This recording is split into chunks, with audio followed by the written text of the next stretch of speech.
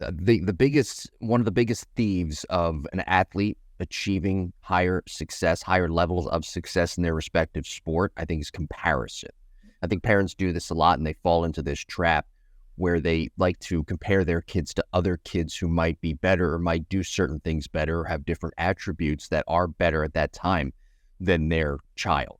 And I think that's one of the worst things you can do is compare yourself or compare your kid to another teammate or compare your kid to someone who's a little bit older or a little bit younger, because when it comes down to it, that kid that you're comparing your child with has flaws too. So the best way to go if you want to compare yourself to somebody is compare yourself to the best. And I'm talking in a baseball and softball sense here. Compare your kid to the best players in the world, the players who just got drafted, the players who are at the major league level, the top prospects, and not your teammates and not people that might be slightly older than you, because they have their flaws as well. And I think that comparison is not talked about enough. When parents compare their kids to other kids and what they do well and what they want their kid to do well. And it also, in my opinion, just kind of screams for insecurity.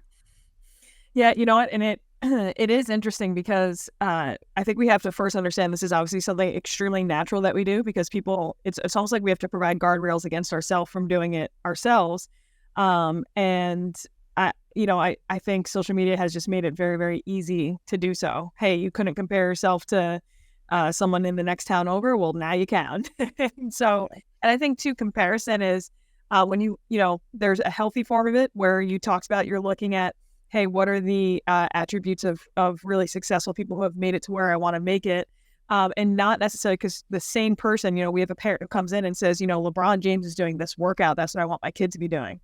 And the conversation is like, well, your kid is not LeBron James. We can strive for some of the work ethic and disciplines and principles, but there's, I think there's a healthy form of comparison, and then there's an unhealthy form that starts to become very detrimental to both the mental health of the parent and the kid. It's not satisfying for a parent to look at their kid and look at someone else and think my kid is lesser than. And so anyway, I think that's a great point, and certainly something that we can all look in the mirror about every now and then, just a little bit.